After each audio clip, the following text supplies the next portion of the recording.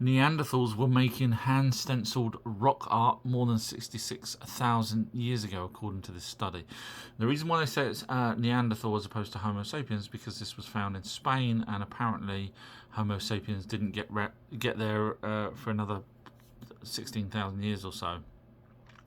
So this would make sense because obviously the Anunnaki used a particular creature here already on Earth to genetically modify so that they could create Homo sapiens.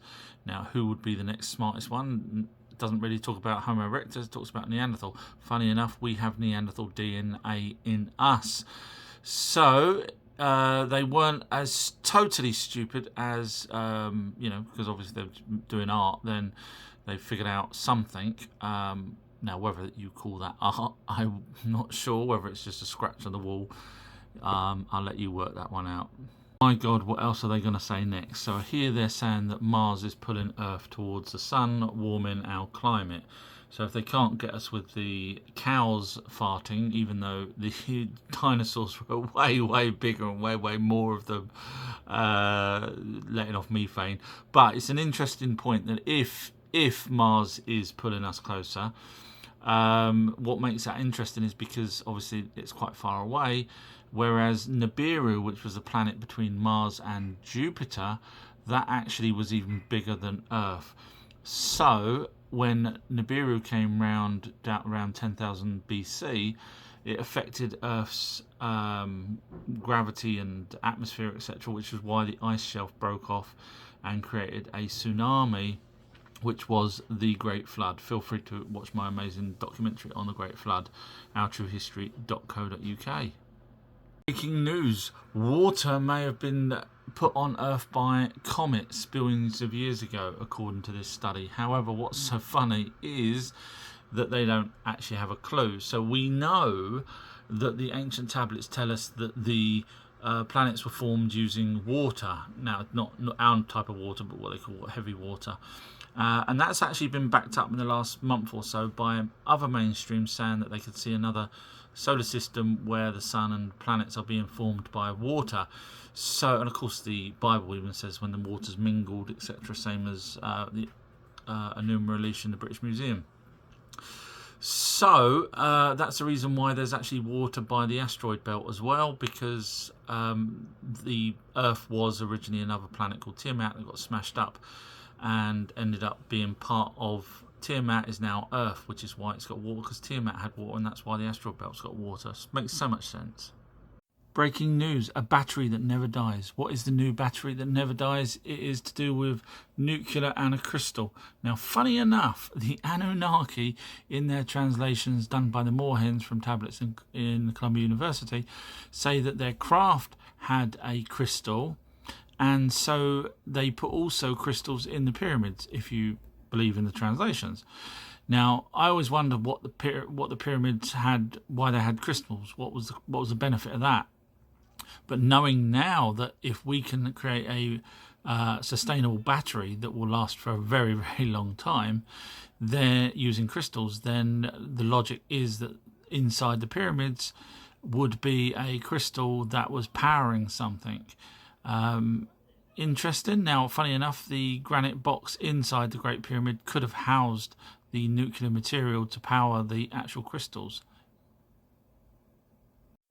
So this is just going to be a bit of fun to do with the Anunnaki. So I was just on Amazon and I typed in the word Anunnaki, and I come across many books that have Anunnaki in the title, and I thought I'd read them out and see whether or not any of them make sense. So it's just a bit of fun.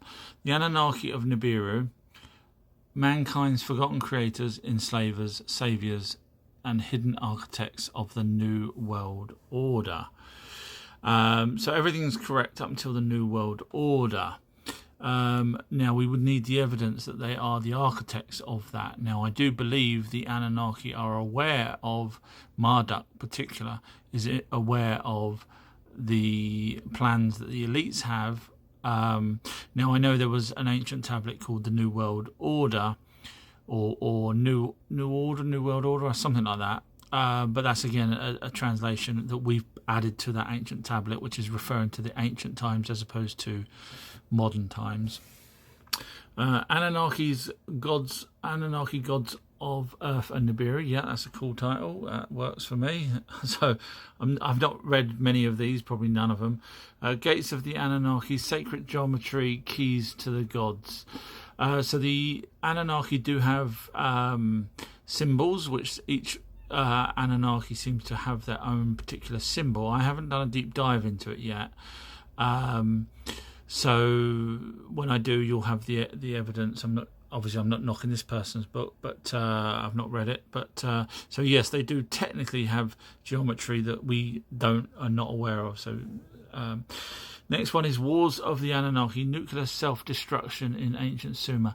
Technically, it wasn't a self-destruction. It was when the Anunnaki used the 7 weapons of terror, they didn't realise that the wind would blow back and cause radiation poisoning, as it says in the Bible when it talks about the waters became bitter and blood from the eyes and all that kind of stuff.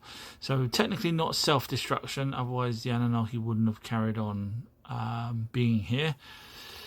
Billy Carson's Compendium of the Emerald Tablets. Now, I have had the pleasure of skimming through this. I'm not going to comment on it because it doesn't even say Anunnaki, so I'm not quite sure how he's managed to get that in there. The Anunnaki Chronicles, a Zachariah Sitchin reader. So not sure what this is about. Includes never before published writings edited by Janet Sitchin.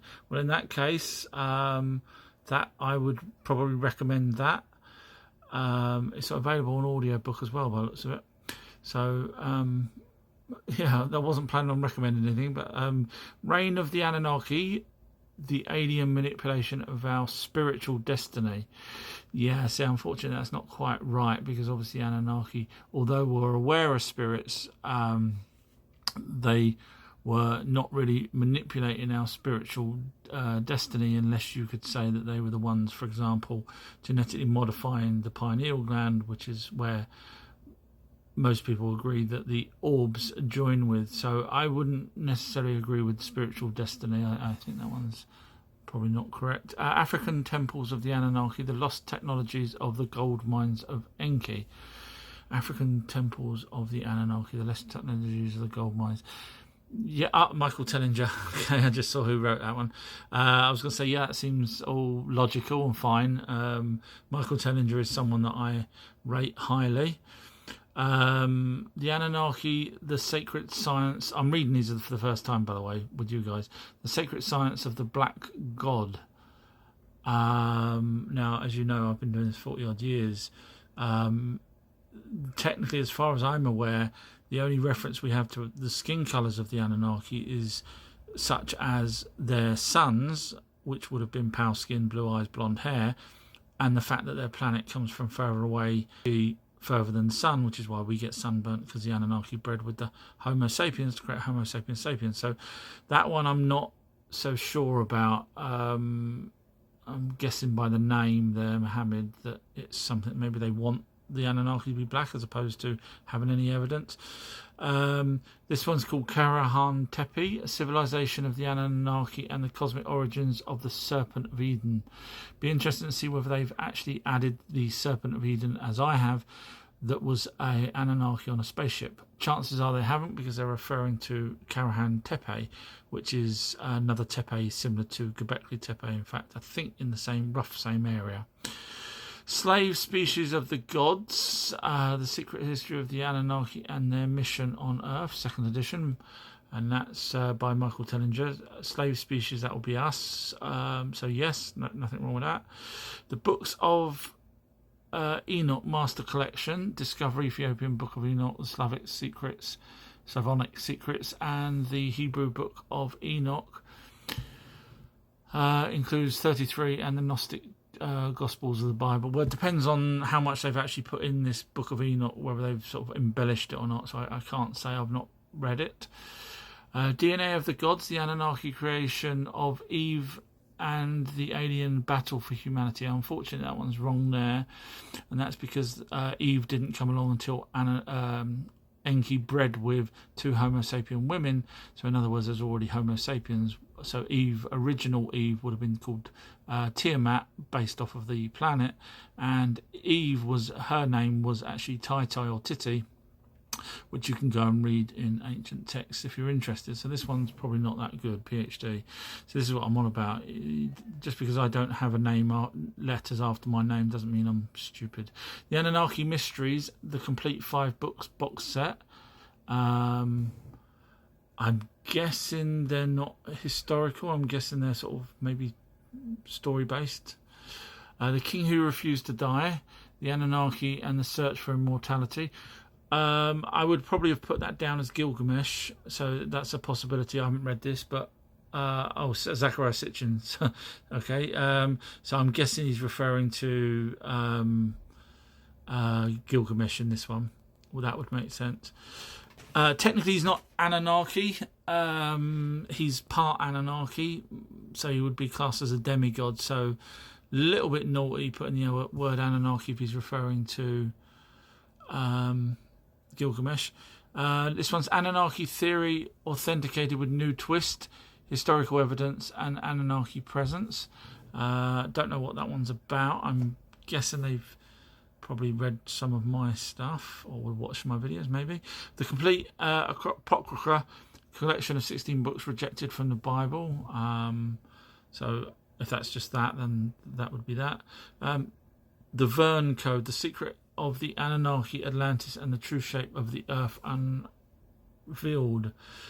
So the secret of the Anunnaki, Atlantis. Now, as you know, if you watch my pinned video, you know where Atlantis was and you know who created Atlantis. It was the Anunnaki. So I'm wondering if this person had done that 2018. So that was actually prior to my revelation, which I doubt if they've got that in there. Otherwise, we would know all about it.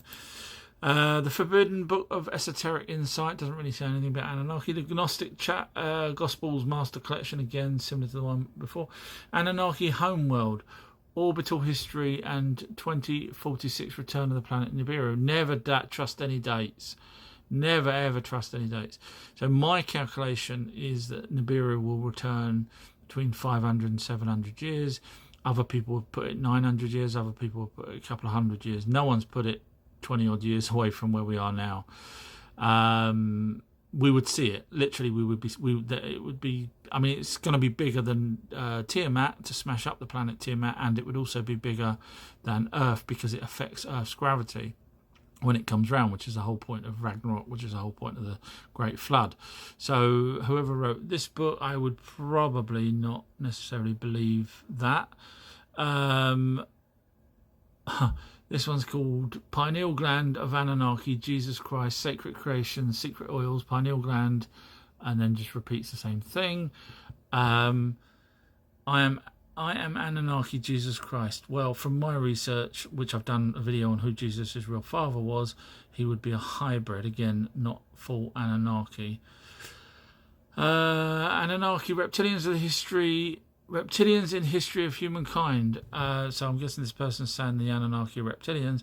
I certainly wouldn't recommend that because there's no evidence whatsoever. And we actually have carvings of the Anunnaki and they look like us. So they're not reptilian in any shape or form. So anyway, coming to the end of 10 minutes. Hope you enjoyed this. I found it quite fun. Thanks, guys. Talk to you soon. Of her prophecies were not formally recorded in writing prior to the events. Instead, they were shared through oral tradition or written down by others after they were allegedly made. This lack of contemporaneous documentation makes it difficult to verify the authenticity and timing of her predictions. This is why there is ongoing debate and skepticism about the accuracy and foresight attributed to... with Baba, did she tell people about their illnesses and how to cure themselves, etc., things like that, not just futuristic events? Yes, Baba Vanga was also known for her healing practices and insights into people's health. Many people visited her not only for her prophecies, but also for advice on health issues. She was believed to have a gift for diagnosing illnesses and recommending herbal remedies or other natural treatments. Okay, so let's just get to the the crux of the matter. Did she charge? Baba Vanga reportedly did not charge people money for her predictions or healing advice. Instead, she often received gifts or donations from those who visited her as a token of appreciation. Her reputation was built on her willingness to help others without requiring payment, which contributed to her mystique and popularity. Okay, and the health ones, how accurate were they? The accuracy of Baba Vanga's health-related insights is difficult to measure objectively. Many of her followers believe that she had a remarkable ability to diagnose and advise on health issues, often attributing improvements in their conditions to her advice. However, without scientific documentation or medical records to verify these claims, it's hard to ascertain the true effectiveness of her health-related guidance. So, Her was there any scientific people that did any kind of scientific studies on her and her abilities? There were no comprehensive scientific studies conducted on Baba Vanga's abilities during her lifetime. While she attracted the attention of various researchers and parapsychologists, the investigations into her prophetic claims and healing practices were not rigorously scientific. Okay, so Most- really, as a general rule, then between me, you, and the audience, it's very skeptical. You can be skeptic on Baba because the documentation may not have been done before an event, and Yet, to be skeptical about Baba Vanga's predictions. The lack of clear, contemporaneous documentation and scientific validation makes it difficult to assess the true accuracy of her prophecies and health insights. As with many figures known for paranormal or prophetic abilities, it's important to approach claims okay, about so Baba let's Vanga with move a on health. to Edgar Cayce then. So the sleeping prophet was a clairvoyant. So just give a little bit of background for people that don't know who he is. Edgar Cayce, often referred to as the Sleeping Prophet, was an American clairvoyant born in 1877. He became famous for entering a trance-like state during which he would give psychic readings on a wide range of topics, including health, astrology, reincarnation, dreams, and future events. Casey's readings often focused on diagnosing illnesses and recommending holistic treatments, which is why he is sometimes considered a pioneer of holistic medicine. His legacy includes a large collection of readings that are still studied and referenced by followers and researchers today. So his readings were written down by his wife, if I'm not mistaken. Yes, that's correct. Edgar Cayce's readings were transcribed by his wife, Gertrude Evans Cayce, and his secretary Gladys Davis Turner. While Edgar Cayce was in his self-induced trance state, Gertrude would ask questions and Gladys would record his responses verbatim.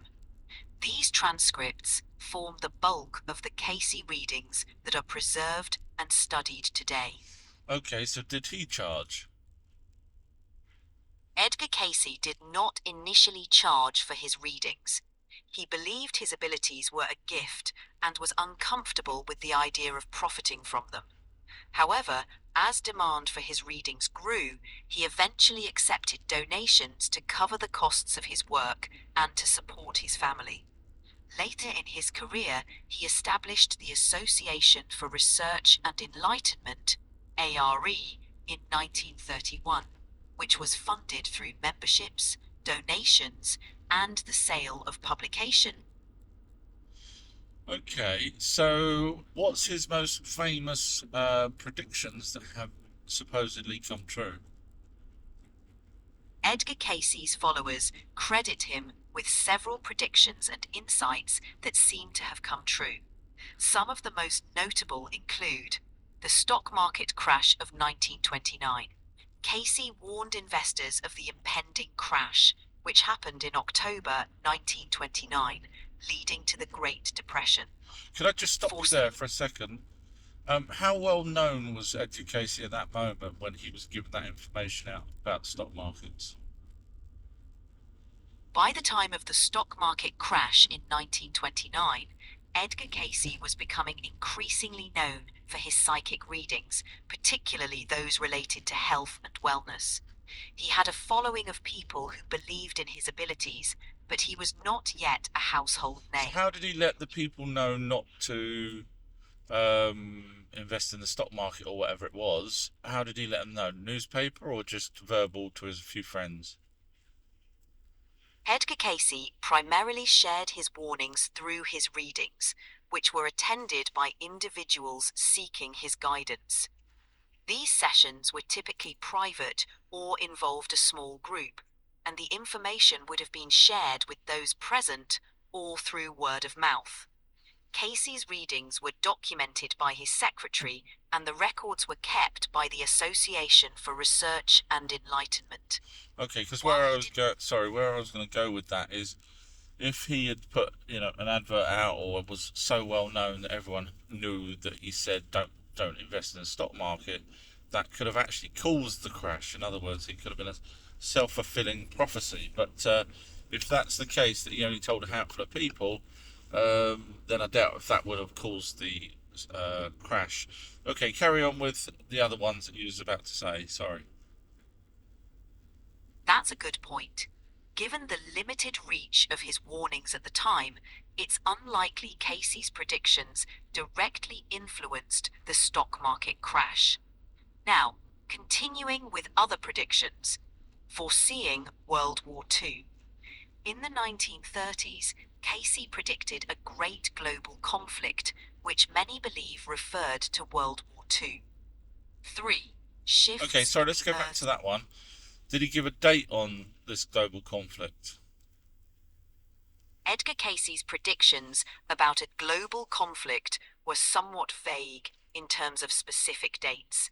He mentioned in the mid-1930s that there would be turmoils and strifes arising between nations, which many interpret as foreseeing World War II. Okay, but he didn't. However, Technically, between nations, technically there was only one nation. I'm not an expert on World War II, but technically it was only one nation against the rest, as opposed to nation upon nation.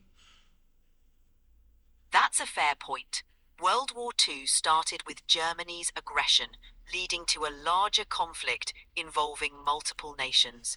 Cayce's prediction of turmoils and strifes between nations might not directly describe the initial dynamics of World War II. However, his followers interpret this prediction as relating to the global conflict that eventually unfolded. Okay, but World War One had already happened as well by then. By his time, he mentioned that. So it doesn't take an Einstein to work out that if it happened once, at some point in the future, there may be nation against nation. Absolutely. Your point is well taken. Given the recent history of World War I and the geopolitical tensions of the 1930s, the prediction of another global conflict could be seen as an extrapolation of existing conditions rather than a prophetic vision. This is a common critique of many prophetic claims, where predictions may align with or be influenced by the Okay, so moving on then. So that's a moot point, really, because he didn't give a date. And, if World War II didn't happen, you could argue that now, with Iran, Iraq, Israel, Palestine, you could argue that they were the nations that's fighting Russia and Ukraine and so on. Exactly. Without specific details or timing, such predictions can be interpreted in various ways to fit different events. Okay, This what was the makes it next one that he was going to say? Sorry, I know I keep cutting you off, but it's nice to delve into these. No problem at all. The next notable prediction attributed to Edgar Cayce is about shifts in the Earth's poles.